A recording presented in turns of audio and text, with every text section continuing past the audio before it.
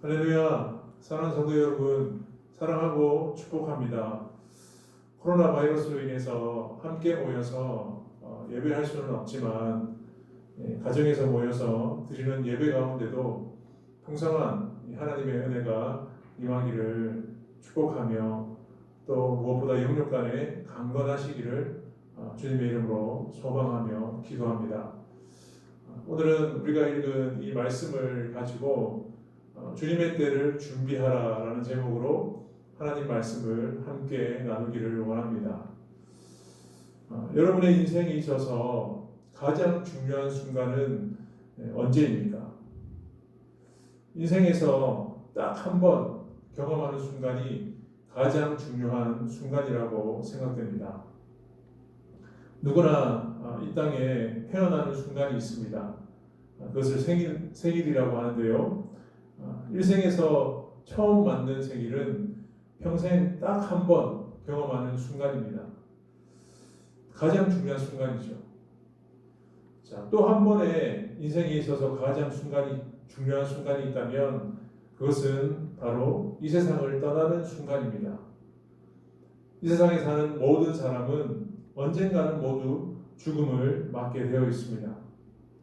성경에 보면 히브리서 9장 27절에 보면 한 번 죽는 것은 사람에게 정해진 것이요. 그러니까 우리 모두가 죽는다고 말씀하고 있습니다.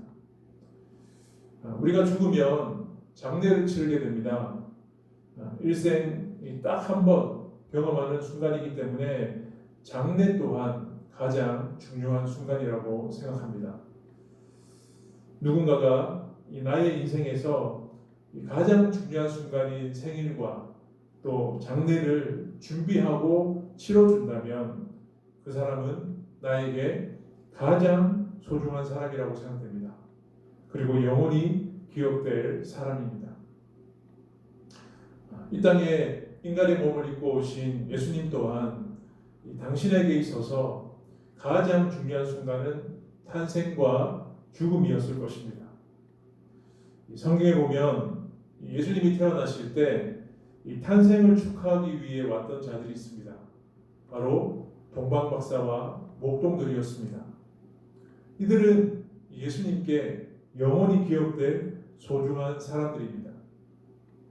뿐만 아니라 예수님은 이 땅에서 이 3년여의 공생애를 마치고 죽음을 준비하고 있었습니다. 바로 십자가의 죽음입니다. 예수님은 복음서에서 이것을 내 때라고 밝히셨습니다.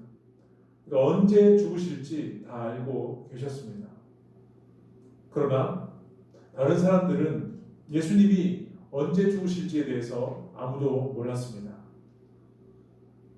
하지만 예수님의 한 번뿐인 죽음을 위해 이 장례를 준비했던 한 여인에 대한 이야기가 오늘 본문에 소개되고 있습니다. 이 여인은 주님의 때를 준비하던 여인이었습니다. 어떻게 자신의 죽음도 아닌 다른 사람의 죽음을 알고 미리 장례를 준비할 수 있었을까요? 예수님이 태어나실 때 탄생을 축하했던 동방박사와 이 목동이 예수님의 기억에 영원히 남는 자가 되었다면 이 죽음과 관련하여 장례를 준비하던 이 여인 또한 예수님의 기억에 영원히 남는 자가 되었을 것입니다. 우리가 이 땅에서 예수님을 믿으며 이 주님을 따라가는 그리스도인으로서 가장 큰 영광이 있다면 그것은 예수님께 기억되는 것입니다. 영원히 기억되는 것입니다. 이 세상에서 이 세상 사람들에게 기억되고 인정받는 것보다 주님께 인정받고 기억되는 것이 가장 복된 삶입니다.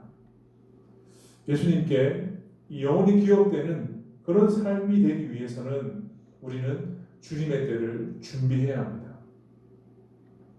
오늘 본문에 이 주님의 때를 준비한 여인과 같이 우리 또한 주님의 때를 준비하기 위해서는 어떤 모습으로 살아가야 할까요?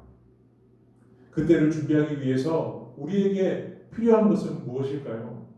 오늘 본문을 통해서 몇 가지를 나눠보고자 합니다.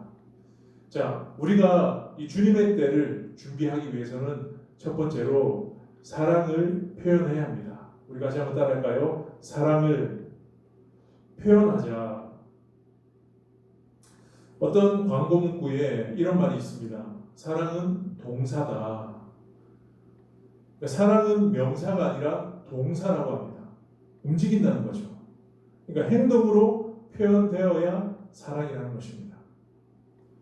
우리가 어떤 사람에게 대해서 사랑한다고 몇백 번 말한다 할지라도 한 번 행동으로 표현되지 않으면 그것은 진정한 사랑이 아닙니다. 사랑은 표현돼야 합니다. 주님을 향한 사랑도 마찬가지입니다. 예수님은 오늘 본문에 보니까 이 유대인의 명절인 이 유월절이 시작되기 6일 전에 베다니라는 곳으로 가셨습니다. 오늘 베다니에서는 예수님을 위한 이 잔치가 열리고 있었습니다. 우리가 살피지 않은 이 요한복음 11장에 보면 예수님께서 죽었던 나사로를 살리신 기적이 나오는데 그 기적을 베푸신 예수님에 대한 감사의 잔치가 오늘 열리고 있는 것입니다.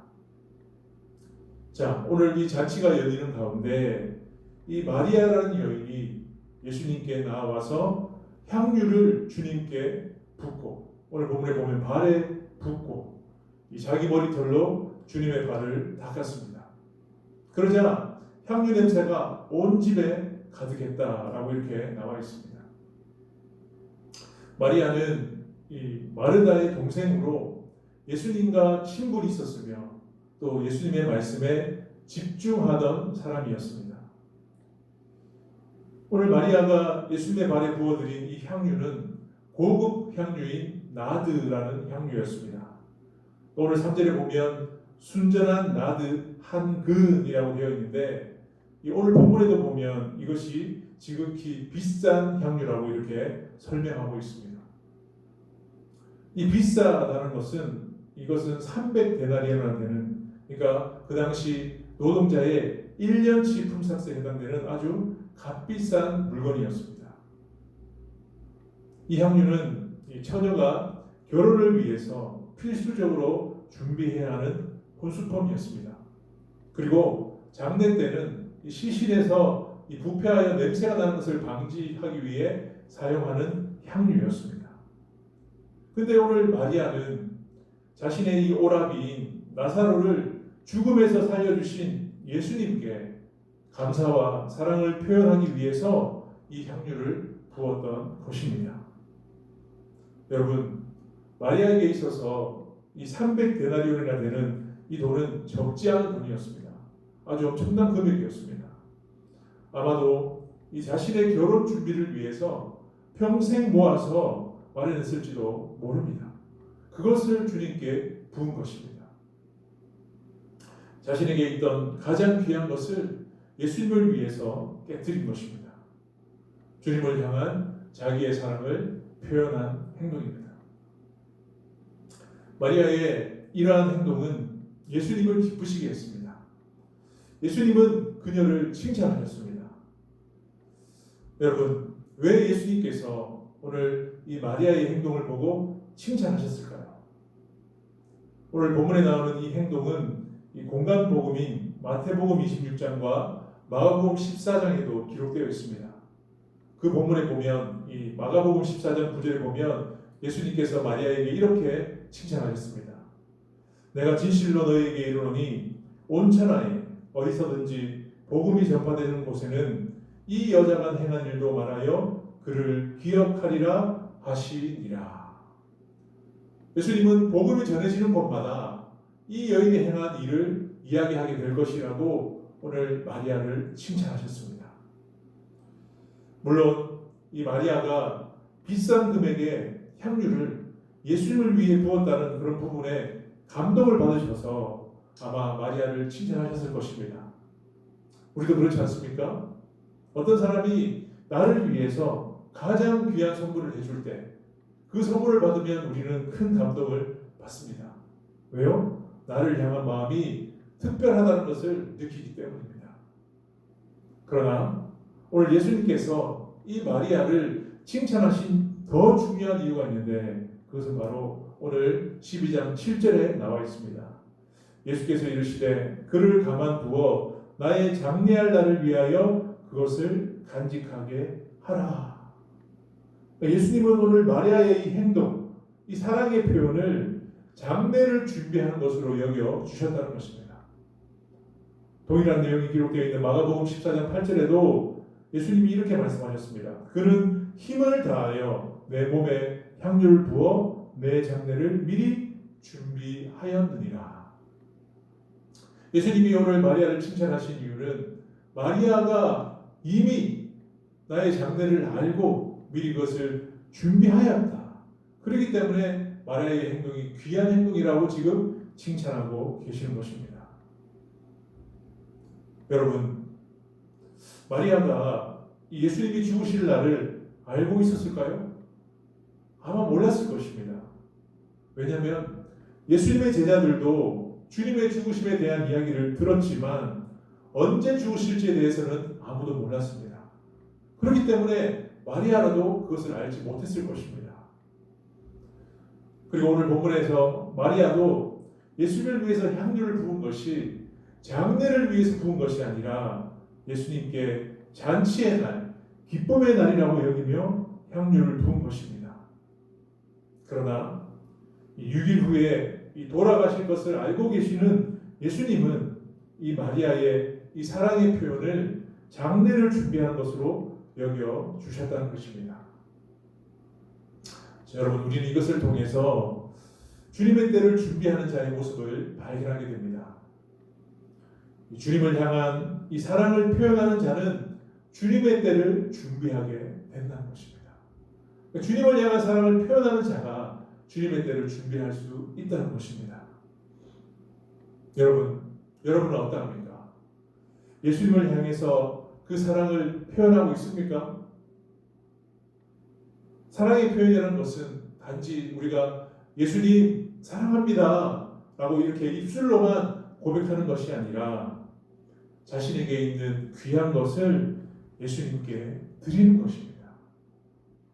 주님의 몸된 교회를 위해서, 그리고 하나님 나라의 확장을 위해서 나에게 있는 가장 귀한 것을 드리는 것, 그것이 사랑을 표현하는 것입니다. 여러분 스스로에게 한번 질문해 보십시오. 나는 주님께 귀한 것을 드리고 있습니까? 주님의 몸된 교회를 위해, 그리고 하나님 나라의 확장을 위해서 헌신하고 있습니까? 나에게 있는 시간을 드리고 또 몸으로 봉사, 그리고 물질로 섬기는 일들을 예수님을 위해서 실천하고 있습니까? 이러한 것들을 우리가 행하지 않는다면 그것은 예수님을 사랑하지 않는 것입니다. 오늘 마리아가 예수님께 향유를 부은 사건은 제가 앞에서 말씀드린 것처럼 공간복음서에서도 기록되어 있습니다. 그런데 오늘 이 요한복음에 기록되어 있는 내용과 차이가 있다면 오늘 본문에는 이 여인의 이름이 마리아라고 기록되어 있다는 것입니다. 그리고 자기 머리털로 이 주님의 발을 닦았다라는 그런 자세한 묘사가 기록되어 있습니다. 뿐만 아니라 오늘 요한복음에는 이 마리아가 예수님께 부었던 그 향유가 온 집에 가득하였다. 향유 냄새가 가득하였다라고 이렇게 설명하고 있습니다. 여러분, 요한이 왜 이렇게 기록하였을까요? 이것은 예수님을 향한 이 마리아의 사랑이 온 방에 가득할 만큼 그만큼 컸다는 것을 우리에게 말하고 있습니다. 여러분, 마리아는 이 누가복음 10장에서 마르다가 열심히 일을 할 때 그녀는 예수님의 발 앞에 엎드려서 주님의 말씀을 들었습니다. 그러니까 주님의 말씀을 사모하는 그 열심이 주님을 향한 사랑으로 승화된 것입니다. 여러분도 마리아와 같이 주님의 말씀에 집중하는 자가 될 수 있기를 바랍니다. 나아가서 예수님을 뜨겁게 사랑하는 저와 여러분 될 수 있기를 바랍니다. 그러할 때 주님을 향한 이 사랑이 표현될 때 우리는 주님의 때를 준비할 수 있습니다. 자, 우리가 주님의 때를 준비하기 위해서는 두 번째로는 헌신에 대해서 비난하지 말아야 합니다. 한번 따라 합시다. 헌신에 대해 비난하지 말자. 그러니까 다른 사람의 헌신에 대해서 비난하지 말라라는 것입니다. 자, 오늘 이 예수님을 위한 잔치가 열리는 장소에 있던 모든 사람은 아마도 마리아가 예수님께 향유를 부은 모습을 다 보았습니다. 그것을 보고 모두가 놀랐을 것입니다. 그런데 오늘 이 광경을 지켜보고 있던 가룟 유다는 이 모습을 보고 비난을 퍼부었습니다. 5절 말씀에 보니까 가룟 유다는 왜 이 비싼 향유를 팔아서 가난한 자들에게 주지 않았냐고 마리아에게 비난을 퍼붓고 있습니다. 여러분, 마리아가 한 행동은 비난받아야 될 행동입니까? 칭찬받아야 될 행동입니까? 그러니까 마리아의 헌신에 대해서 칭찬은 하지 못할 망정 비난을 퍼붓고 있는 것입니다. 여러분, 예수님의 12제자 중에 한 명인 이 가룟 유다가 왜 이런 비난을 쏟아냈을까요? 오늘 본문에 보니까 유다는 돈에 관심이 있었다라고 되어 있습니다. 6절에 보면 그는 예수님의 제자 그룹에서 돈깨를 맡아 관리하면서 그 돈을 횡령했다라고 이렇게 기록되어 있습니다. 요한복음에서는 이 가룟 유다를 도적이라고까지 이렇게 기록하고 있습니다. 사실 그 마음속에 가난한 자들을 위하는 것 같았지만 그의 마음속에는 돈에 대한 욕심이 더 가득했다는 거예요. 그러니까 예수님을 향해서 드리는 것이 아까웠다라고 지금 설명하고 있는 것입니다. 가룟 유다에게는 돈이 최고였습니다. 그래서 자신의 스승인 예수님마저 돈을 받고 팔아버린 자가 되었습니다.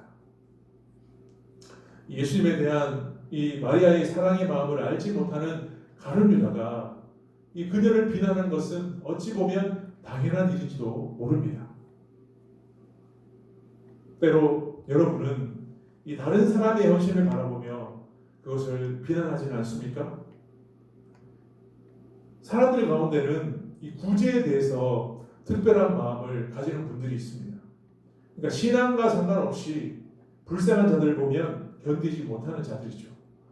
그러니까 긍휼의 마음이 가득한 자들이 있습니다.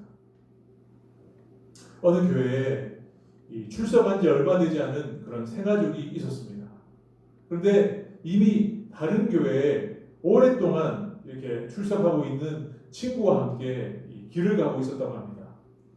그런데 이 교회에 나온 지 얼마 되지 않은 이 새가족이 이 지하철 계단에 앉아 있던 어떤 가난한 사람에게 이 돈을 이렇게 주었다고 합니다.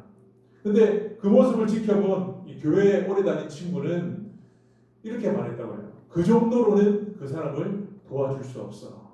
그렇기 때문에 앞으로는 그런 행동을 하지 마라고 이렇게 말했다고 합니다. 여러분, 보통 사람 같으면 이런 모습을 볼 때 어떻게 이야기해야 합니까? 와, 너 참 착하구나. 응? 라고 이렇게 칭찬하면서 자신도 함께 그 사람에게 도와줘야 되는 거 아닙니까? 그런데 이 새가족 친구의 헌신을 보면서 비난하고 있는 것입니다. 그것도 교회에 오래 다녔다고 하면서 친구를 비난하고 있는 것입니다. 여러분, 스스로에게 한번 질문해 보십시오. 나는 이 다른 사람이 헌신하는 모습을 보면서 어떤 마음을 가지고 있습니까? 칭찬하며 동참하고 있습니까? 아니면 비난하고 있는 것은 아닙니까? 내가 쉽게 할 수 없는 일을 다른 사람이 할 때 우리는 칭찬하며 함께 동참하려고 힘써야 합니다. 오늘 이 가룟 유다의 비난, 질책과는 반대로 예수님은 이 마리아의 행동을 칭찬하셨습니다. 하나님께 귀한 것을 드려서 헌신하는 것은 칭찬받을 만한 일입니다. 예수님은 마리아가 이 당신의 장례를 준비한 것이라고 말씀하셨습니다. 예수님의 죽음이 이제 6일밖에 남지 않았기 때문에 예수님은 마리아의 헌신을 특별한 의미로 부여하셨습니다. 그녀의 행동은 며칠 뒤에 있으실 예수님의 장례를 준비한 것이 되었습니다. 여러분, 그녀는 단지 주님을 향한 사랑의 표현이었는데 자연스럽게 주님의 때를 준비한 자가 되었던 것입니다. 여러분, 우리가 살아가면서 우리의 생일 잔치는 이렇게 준비하기 쉬워도 장례를 미리 준비한다는 것은 쉽지 않습니다. 특히 예수님께서 어떤 병든 상태에 계신 것도 아니었는데 이렇게 장례를 준비한다는 것은 놀라운 일이고 귀한 일이었던 것입니다. 오늘날 우리가 살아가는 이 시대에 사라진 단어가 있다면 그것은 바로 헌신이라는 단어입니다. 헌신은 무엇입니까? 자기의 것을 드리는 것이며 자신을 희생하는 것입니다. 기쁨과 감사, 사랑의 마음을 드리는 것이 헌신입니다. 그런데 이 헌신이 오늘날 사라졌습니다. 교회 안에서조차 이 헌신을 찾아볼 수 없습니다. 헌신하는 자에 대해서 칭찬하기보다는 오히려 비난이 난무하고 있습니다. 그러니까 이러한 이유 때문에 어떤 사람들은 헌신하기를 꺼려하기도 합니다. 이것은 다른 말로 예수님에 대한 사랑의 마음이 사라지고 있다는 것을 우리에게 의미하는 것입니다. 하나님을 사랑하기보다는 자기 자신을 더 사랑하는 시대가 되었습니다. 여러분, 우리는 잃어버린 이 헌신의 가치와 모습을 되찾아야 합니다. 왜 되찾아야 합니까? 예수님께서 우리를 위해 헌신하셨기 때문입니다. 예수님은 죄인된 우리를 구원하시기 위해서 십자가의 헌신을 하셨습니다. 그 엄청난 사랑을 우리는 받았기 때문에 우리는 그 은혜를 절대로 잊어서는 안 됩니다. 말씀을 마무리하면서 사랑하는 여러분, 우리는 마지막 때를 살아가고 있습니다. 우리는 지금까지 한 번도 경험하지 못한 그런 세상을 살아가고 있습니다. 어려운 시국을 지나고 있습니다. 모든 것이, 모든 일상이 멈춰져 버렸습니다. 전도서 3장 1절에 보면 범사에 기한이 있고 천하만사가 다 때가 있나니라고 했습니다. 성경에는 다 때가 있다라고 했는데 어려운 때가 있으면 분명히 회복될 때가 있을 것입니다. 세상이 시작이 있으면 세상이 끝나는 때도 있을 것입니다. 그 많은 때 가운데 그리스도인으로서 이 땅을 살아가며 우리에게 가장 중요한 순간, 가장 중요한 때가 있다면 그것은 예수님께 기억되는 삶을 사는 것입니다. 그러기 위해서는 우리가 주님을 향한 우리의 사랑을 표현하는 헌신된 삶을 살 때 우리는 예수님께 기억되게 될 것입니다. 한 번뿐인 인생, 우리 예수님을 위해서 나의 가장 귀한 것을 드릴 수 있다면 그것은 가장 고귀하고 영광스러운 인생이 될 것입니다. 이러한 삶을 살아가는 저와 여러분 될 수 있기를 주님의 이름으로 축복합니다.